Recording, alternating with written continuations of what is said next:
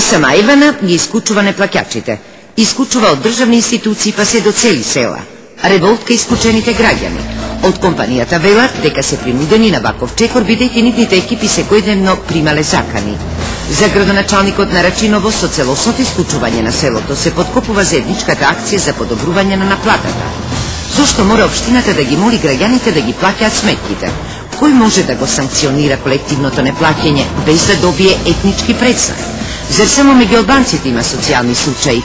Кој ќе ги заштити плаќачите?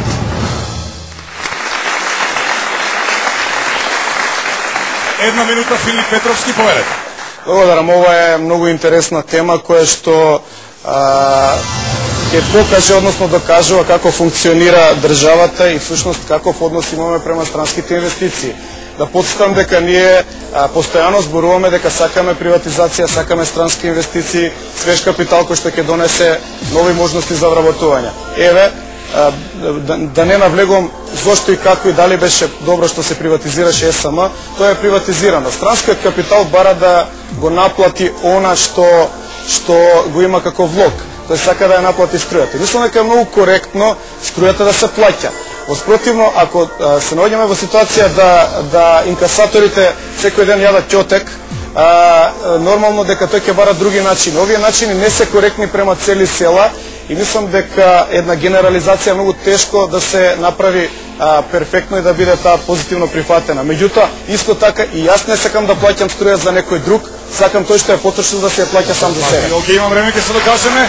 Една минута, Луран Ахмети. Како прво сакам да кажам дека прашањето дали само албанците се социјални случаеви, тоа е колективно обвинување и мислам дека тоа воопшто не е во ред и не стои. Сакам и да наведам дека албанците во Македонија, за разлика од другите етнитети, повеќето живеат во селото, а сите знаеме каква е состојбата во селото во Македонија. Во врска со ова, јас мислам дека грешката е во продавањето на СМ. Од тогаш почнаа сите проблеми. Сите сме за приватизација, но мислам дека можело да се најде некој друг начин да се реши ова. Толку. Добро, и претходно имаше проблеми, пред да биде приватизирана, но немаше вакви како што има сега. Немаше вакви. Јас сега има, значи, најмногу што ме допре и што да тоа размислуваме на прашањето тоа што ме навреди и што ме изнервира малце. Сакам да кажам дека не се само албанските села тие што не плаќаат електрична. Има пуно села во Македонија, сите се сиромашни, луѓето не плаќаат. Разбравме, благодарам. Една минута, Љупчо Зиков, повеќе. Убава тема, многу важна.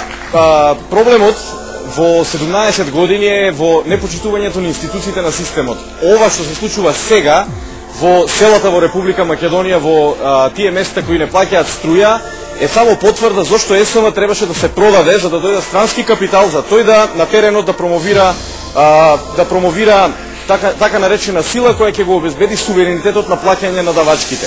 Јас апсолутно се согласувам со колективната клешта, па нека бидат и тоа села и цели градови за тие кои не плаќаат струја, бидејќи државата својот интерес го има дефинирано во тој дел преку прибирањето на даноците кои треба да дојдат од ЕВН еден ден, од незините приходи кои треба да се соберат. Значи државата директно ќе бенефицира од евентуалната наплата на струјата на терен. Од тука не можам да се согласам со колективното преговарање за тоа дали да се плати струјата или не, или да речеме, сега морам да ги спомнем албанските села, каде што градоначалникот вели дека ќе преговара и он ќе каже и он ќе им сугерира на луѓето да платат струјата. Струјата мора да се плати. Благодарам. Една минута, Филип Петровски. Се сложувам, струјата мора да се плаќа и ако ова прашање добило призвук кој што не е симпатичен за било која националност, тоа беше жално. Практично треба да важи законот за сите еднакво.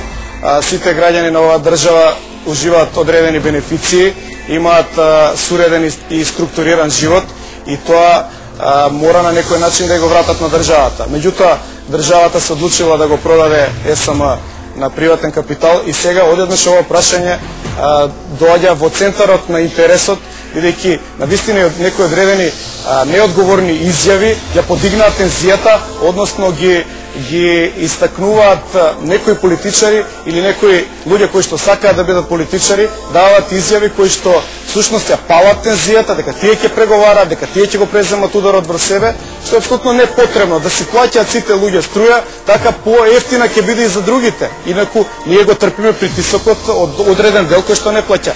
Не знам каков бекграунд имаат и која националност имаат и тоа не е битно во овој случај. Благодарам. Една минута одговор на Кмети. Да, и јас мислам дека